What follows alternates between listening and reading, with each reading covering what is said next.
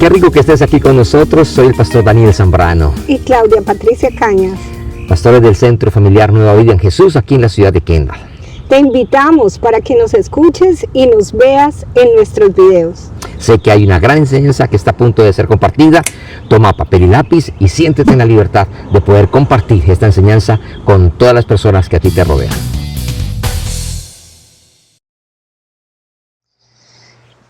Hola, he querido tener un tiempo muy especial con cada uno de ustedes. Me siento muy honrado y complacido de que usted disponga estos próximos minutos para recibir un mensaje, una enseñanza que sé que va a bendecir su vida, que va a alimentar, que va a aportar, que de una manera fresca, dinámica, aquí desde la comodidad de mi humilde lugar de habitación, de mi casa, mi residencia, y poder tener un tiempo que espero que usted también saque un espacio donde podamos ser edificados con la palabra del Señor.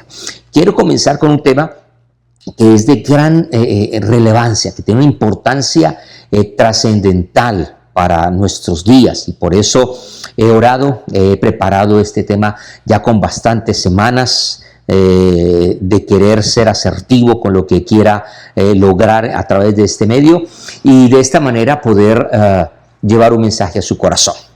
El tema que queremos compartir le he puesto como título verdades que dividen, y vamos a basarnos en la palabra del Señor. Déjeme decirle con todo el cariño, usted necesita estar pendiente de todas las enseñanzas, porque el tema va a ir cada día siendo más profundo, cada día va a ser más trascendente, más relevante, de gran importancia.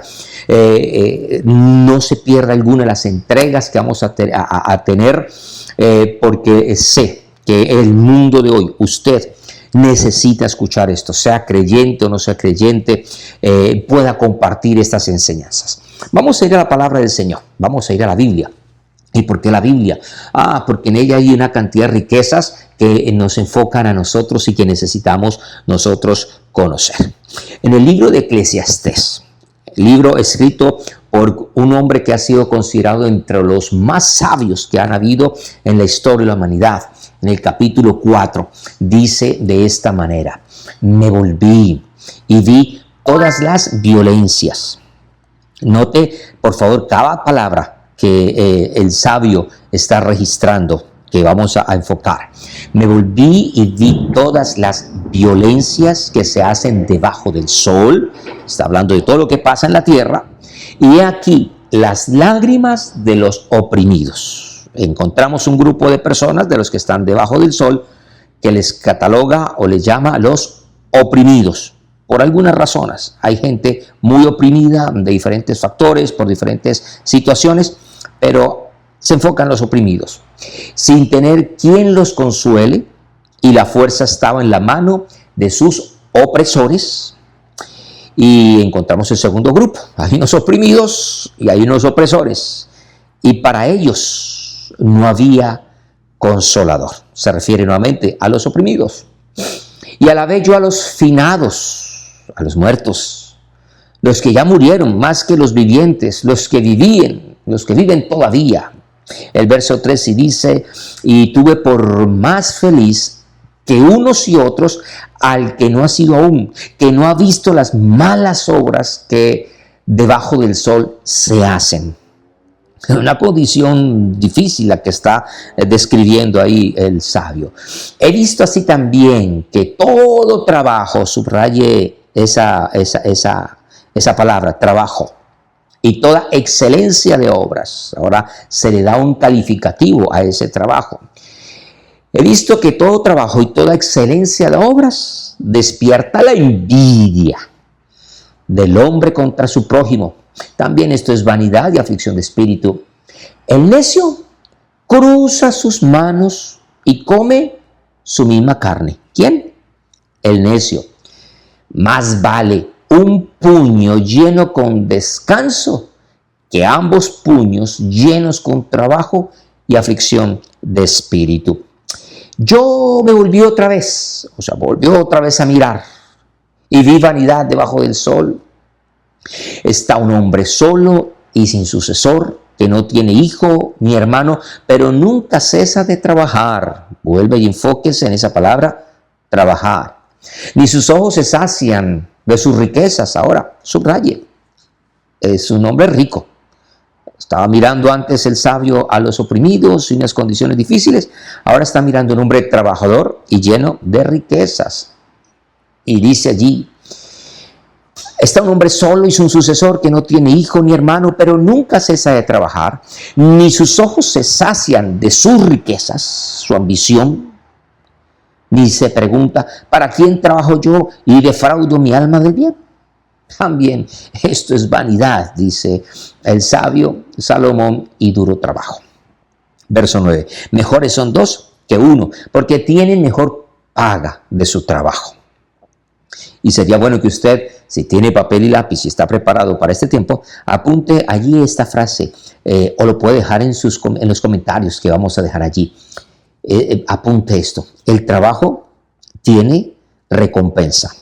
El trabajo tiene recompensa. Porque si cayere, el uno levantará a su compañero, pero ay del solo, que cuando cayere no habrá segundo que lo levante. También, si dos durmieren juntos, se calentarán mutuamente. Mas, ¿cómo se calentará uno solo? Y si alguno prevaleciere contra uno, dos le resistirán, y cordón de 3 dobleces no se rompe pronto. Por favor, subraye. Cordón de 3 dobleces no se rompe pronto. Mejor es el muchacho pobre y sabio que el rey viejo y necio que no admite consejos, porque de la cárcel salió para reinar, aunque su reino nació pobre. Vi a todos los que viven debajo del sol caminando con el muchacho sucesor, que estará en lugar de aquel. No tenía fin la muchedumbre del pueblo que le seguía. Sin embargo, los que vengan después tampoco estarán contentos de él. Y esto también es vanidad y aflicción de espíritu. Este pasaje lo hemos utilizado mucho cuando queremos hablar acerca del matrimonio, que hablamos del cordón de 3 dobleces. Pero cuando miramos todo el contexto, va mucho más allá que el matrimonio, va mucho más allá que el esposo, la esposa y Cristo o Dios en medio.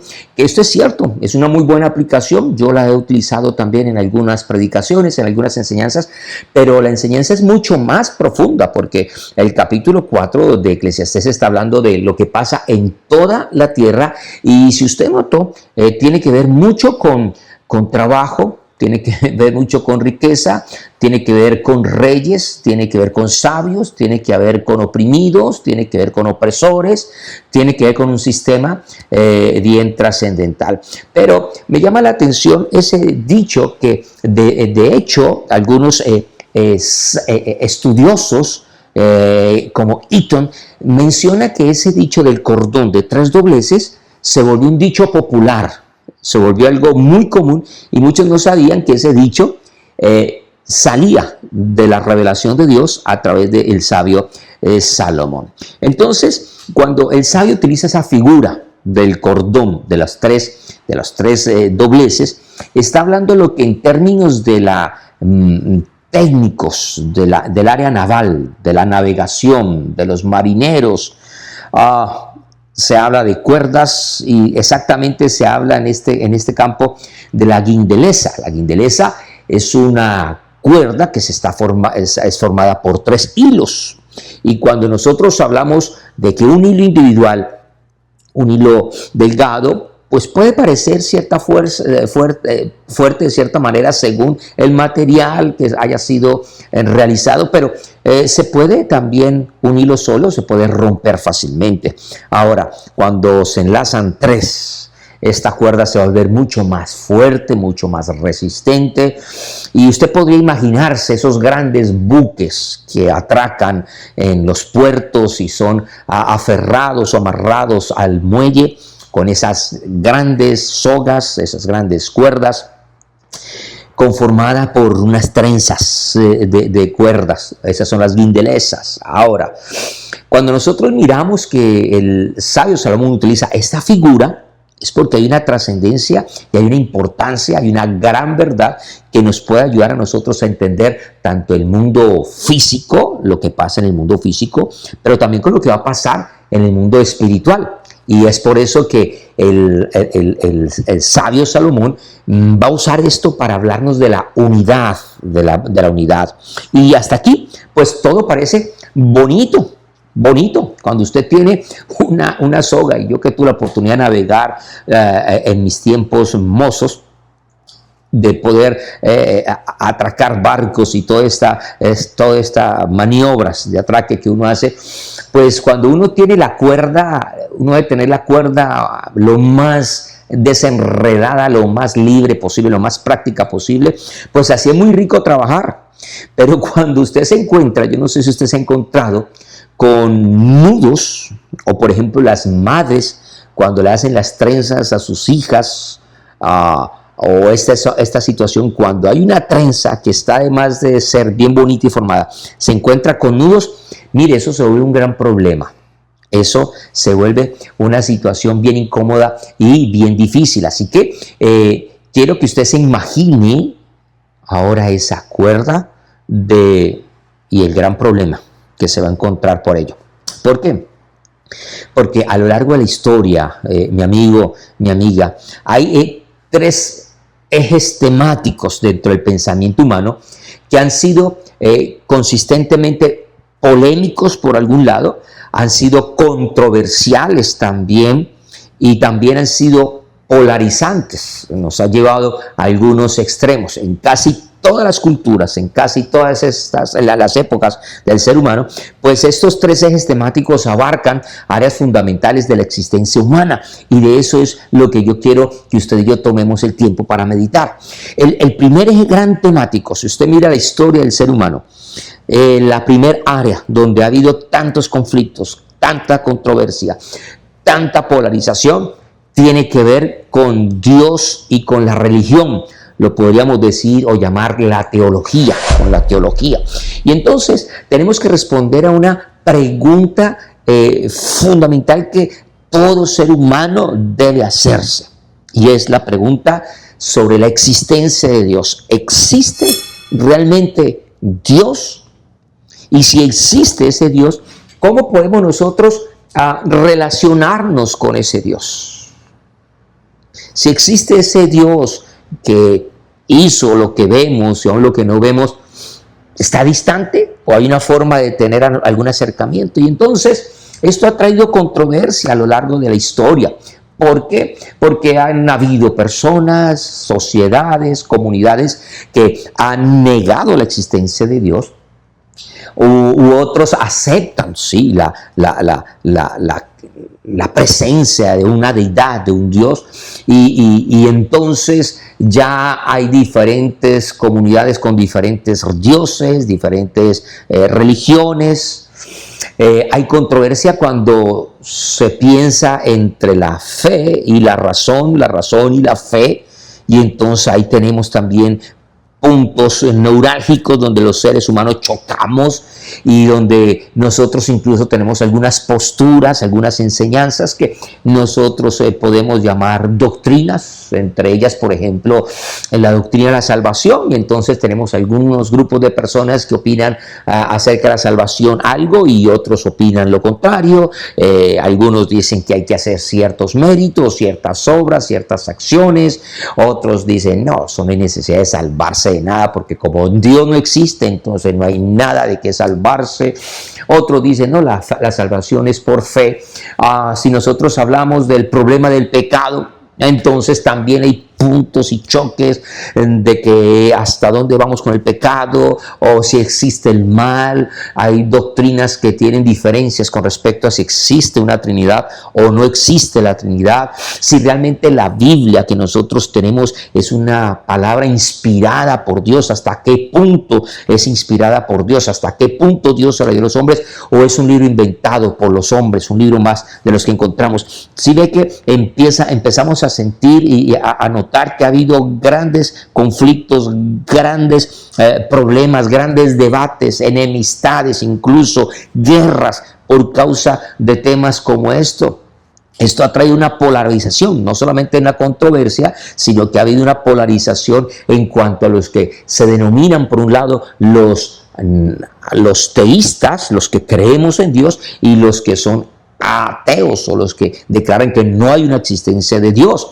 Hay una polarización entre los que manejan una religión institucionalizada, es decir, hay una organización, hay un organismo, hay una institución que maneja los hilos conductores de la religión, de la teología, de la doctrina, o por otro lado encontramos a los que manejan una espiritualidad libre, y entonces dice, no necesitamos la iglesia, no necesitamos congregarnos, no necesitamos asistir, al final todas las religiones tienen algo bueno.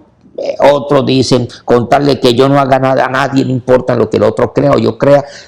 Si nota usted la polarización que existe entre estos puntos, encontramos, por ejemplo, religiones que son, por un lado, monoteístas, que se contraponen a otros que son politeístas, y entonces hay un choque también, una polarización en estos dos bandos. Encontramos una polarización en cuanto a religiones, a filosofías orientales y las filosofías y las religiones occidentales. Hay una polarización con respecto a esto, y el ser humano toma decisiones con respecto a estos puntos, a esta respuesta, a estas preguntas, toma una acción, una respuesta. Pero también vamos a encontrar que hay discusiones o puntos de debate dentro de la moralidad religiosa.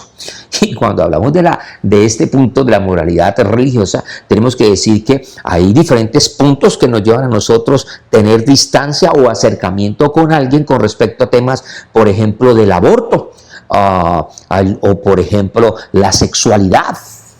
Otros incluso acerca del matrimonio, del rol de la mujer, del papel de la mujer dentro de la iglesia. Y entonces encontramos debates tanto de creyentes como no de creyentes, sea de las denominaciones que sean, y estamos chocando todo esto por causa de estos ejes neurálgicos que existen allí. Pero también podríamos hablar que las prácticas espirituales llevan también a la gente a discutir, a una polarización, a un confrontamiento. Por ejemplo, cuando hablamos de ciertas costumbres, de ciertas tradiciones, eso es para el pueblo de Israel, no, eso era para el tiempo bíblico, no, eso es para ahora, no, eso es para allá, para el oriente, no, a nosotros en Occidente, nosotros manejamos así, no, esto es para cierta condición de personas. Y entonces entramos en rituales, en ciertas conductas, en ciertas posturas, incluso diferencias entre denominaciones. Aquí hay que cubrirse el pelo, aquí no es esto así, aquí la falda debe ser así, y aquí puede utilizar pantalón la mujer, y todo ese poco de cosas nos llevan a nosotros a unos temas controversiales con respecto a lo que es la doctrina, lo que es la teología, lo que es la religión. Encontramos que esto, mi amigo, ha tenido un impacto histórico a través de toda la existencia de la humanidad hasta nuestros días. Hemos encontrado famosas guerras santas, como que si fuera permitido matar, asesinar, violentar bajo el título de santo. Entonces, si le pongo el nombre de santo, me es permitido. Y entonces encontramos gente que está a favor de X pueblo y en contra del otro, y que es permitido esto y para lo otro así, y hay guerras. Recordamos las inquisiciones que hubo en el pasado por causa de la religión, por causa de las posturas que se estaban dando en ciertas épocas de la historia. También hubo reformas que aparecen en la historia, que trajeron cierta discusión, cierta polarización, cierta controversia, que hasta el día de hoy tenemos las consecuencias, y hay raíces del pasado que dan fruto hasta nuestros días, y la gente cada día sale con mayores posturas o nuevas posturas, nuevas declaraciones, nuevas revelaciones con respecto a esto. Por causa de la religión, por causa de la doctrina, por causa de la teología, han habido persecuciones, han habido debates, han habido diálogos interreligiosos, se han tratado de llegar a acuerdos, ha habido un secularismo en nuestros días que trata de llevarnos a nosotros a tener un punto central, a un punto de conciliación para poder tener respuesta. Y entonces cuando nosotros miramos estas grandes posturas y hoy que nos encendemos nuestros televisores y vemos las noticias, vemos cómo por un lado el cristianismo declara algo, afirma algo, pero también hay otras posturas como el Islam que está creciendo y que está manifestando, que está levantando cada día más fuerte su voz, el budismo allá en el oriente haciendo también, pero desconocemos lo que pasa al otro lado del mundo. Y entonces todo esto en el mundo contemporáneo está llevando a la gente a unos puntos de confusión, a unos puntos de polarización, y la gente está cada día más confundida. Pero ese es solamente el primer eje temático que yo traigo en esta mañana, o en este tiempo mejor, porque hay un segundo eje temático que es crucial. Recuerde los cordones de 3 dobleces que no se rompen pronto. Y estamos hablando del primer hilo que es la teología, que es la postura con respecto a Dios, la existencia de Dios. El segundo que quiero tocar en esta serie de enseñanzas, e iremos, como lo dije al comienzo del video, muy lento, pero muy consciente de lo que vamos a hacer. Y es el tema de la política, del poder y la política. Y entonces al hablar de esto, surge una pregunta en la mente de todos los seres humanos a lo largo de la historia. ¿Cómo debemos de gobernarnos? ¿Cuál es la autoridad correcta para nosotros administrar esto que llamamos sociedad? ¿Cuál es la mejor forma para nosotros organizar esta sociedad? ¿Habrá una respuesta ante todos estos conflictos políticos que nos estamos encontrando en nuestros días? Y entonces esto ha ocasionado controversia por causa de su orientación política, ante los intentos de los seres humanos de responder a esa necesidad de administrar y de tener un dominio de la sociedad. Pues han habido diferentes posturas y diferentes controversias. Entonces aparece una respuesta llamada democracia. Por el otro lado hay otra postura y dice no, la postura de la dictadura o la postura de la dictadura es la mejor, o la monarquía en su tiempo. Encontramos gente que se declara o libertaria, que proclama la libertad. Por otro lado están los que declaran que hay que tener ese énfasis en la seguridad.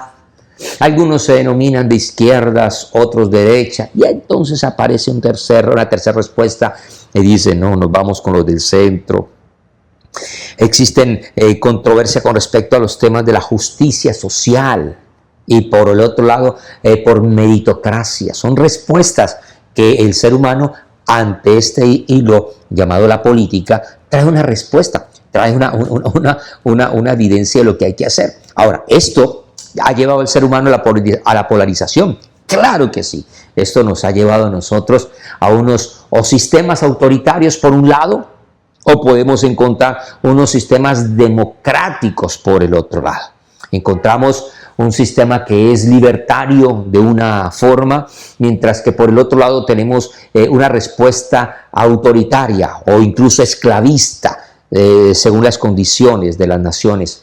Encontramos por un lado un conservadurismo radical y a veces fundamental en cuanto a sus principios políticos, pero también encontramos un progresismo, algo que es nuevo, innovador, algo fresco, que es una alternativa para los seres humanos tomar decisiones con respecto a su manejo político. Pero nosotros también encontramos unas corrientes que llevan hacia el nacionalismo, mientras que otras corrientes llevan al ser humano a poder ir hacia lo que es el globalismo, una respuesta global.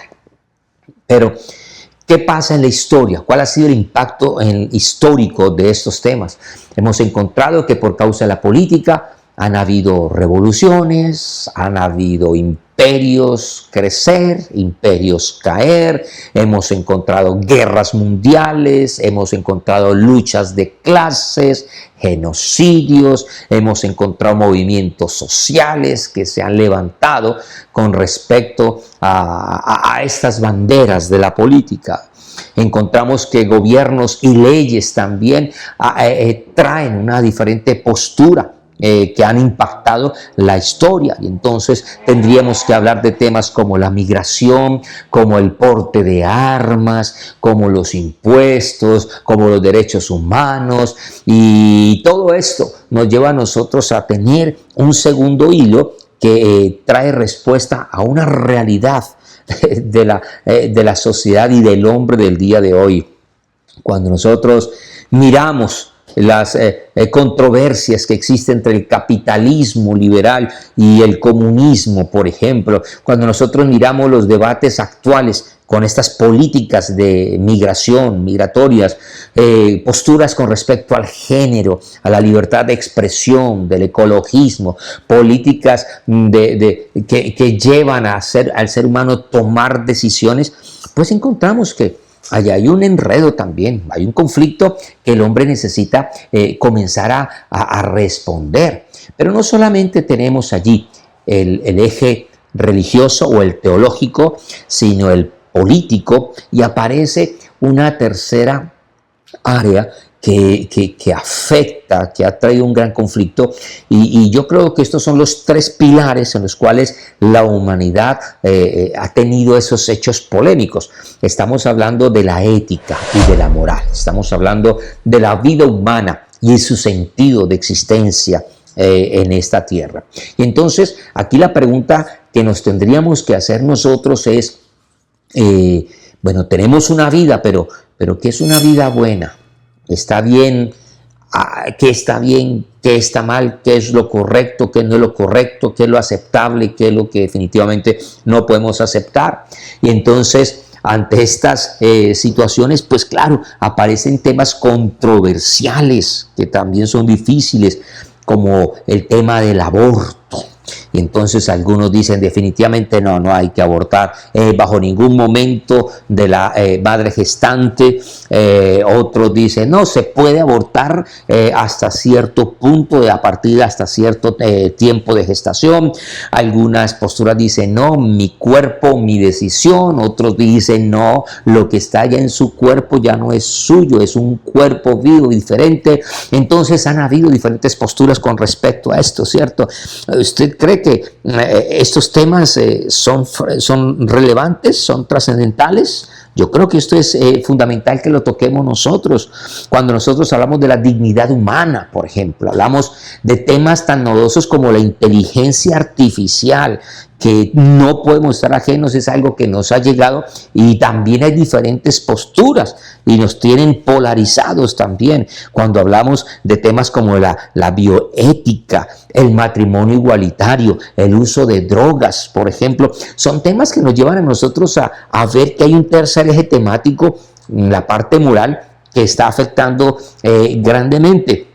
Y esto ha traído una polarización en cuanto a las éticas religiosas y también las éticas seculares, lo que se habla dentro de la iglesia o de los que se proclaman de cierta religión, y aquí podemos meter todas las religiones, mientras que por otro lado dicen no, la política y la religión no se pueden mezclar, esto es diferente, esto no tiene nada que ver. Entonces hay unas éticas seculares, y a veces jugamos entre los dos bandos, pero a veces hay que tomar decisiones. Cuando hablamos de un relativismo moral enfrentado a un universalismo ético, tendríamos que profundizar con respecto a estos temas cuando hablamos de verdades absolutas, y por otro lado alguien dice no hay ninguna verdad absoluta, las verdades son relativas, y entonces esto da origen a lo que yo le llamo un dependismo, un depende, eso depende, es relativo según el punto de vista, o aplica para unas cosas pero para otras no, entonces no puede ser absoluta, mientras que hay gente que afirma no, definitivamente hay una verdad que es absoluta. ¿Esto ha traído algún impacto en la sociedad? Por supuesto que sí. El ser humano se ha visto afectado por reformas legales, por movimientos que elaboran los derechos humanos, han habido diferentes debates filosóficos que por años hemos estado debatiendo y no tenemos respuesta hasta el día de hoy. Vemos cómo la cultura y los valores también son afectados, donde nosotros hablamos, por ejemplo, de la educación de los hijos, podríamos decir, de cómo el padre con cierta formación dice: mi hijo yo lo voy a criar de esta manera, pero la madre, que se enamoró de ese hombre, pero tenían algunos puntos ahí que no están muy de acuerdo, la madre dice: no, ese hijo lo tuve yo y mi hijo lo voy a criar así, porque es que yo vengo de una religión así, porque es que en mi casa me enseñaron así, porque es que yo aprendí así, mientras el esposo dice: no, por aquí no. Entonces empezamos unos debates: ¿qué va a pasar con la formación de ese niño? Y para presentar una sociedad, entonces vienen diferentes posturas. Encontramos por ejemplo, dentro de la ética, acerca del consumo responsable, por ejemplo, del Internet o de las cosas que encontramos en el mundo, de cómo esto nos va a llevar a nosotros a un consumismo. Incluso podríamos hablar de una justicia social que afectaría nuestra postura. Y entonces yo encuentro gente o debates o personas con diferentes posturas levantando sus banderas y defendiéndolas en temas de, por ejemplo, el uso de las redes sociales por parte de los infantes, de los niños. Y entonces hay debates en las noticias, usted escucha en la radio y el gobernador de la ciudad dice, del país, del estado o del departamento dice una cosa, el presidente dice otra, la postura de X y Y hay debates con respecto a esto de lo que ocurre. Y cuando nosotros hablamos de temas como los que ya he mencionado en 3 ocasiones, el tema del aborto, el tema de la identidad de género, la eugenesia y ahora temas como el transhumanismo, pues llevan a nosotros los seres humanos a poder tener conciencia de qué vamos a hacer con respecto. Quiero cerrar esta enseñanza con una observación muy, muy interesante.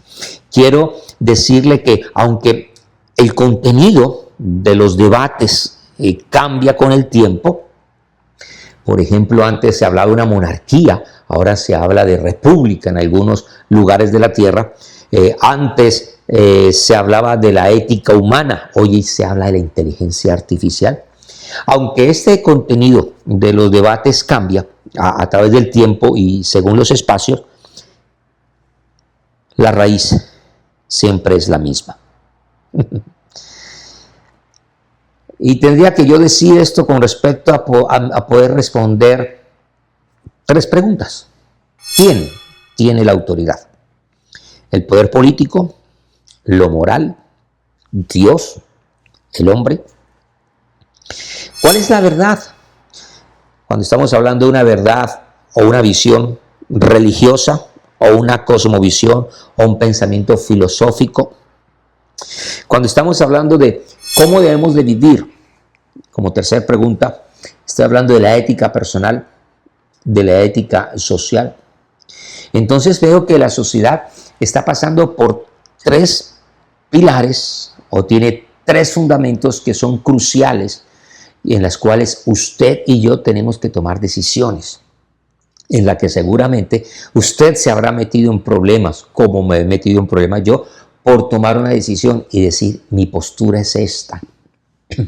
Que concluyo en esta corta enseñanza, que estas 3 áreas, escuche muy bien, la religión, la política, la ética, pues siguen siendo los grandes campos de batalla del pensamiento humano. Lo fascinante es que, aunque los contextos cambian, las preguntas trascendentales, las preguntas profundas que motivan estas controversias son permanentes y siguen modelando tanto el mundo interior de cada persona, de cada individuo, como las estructuras sociales, las estructuras que los individuos están manejando, están creando. Entonces, ¿cuál es la postura nuestra? Es algo que nosotros necesitamos de desarrollar.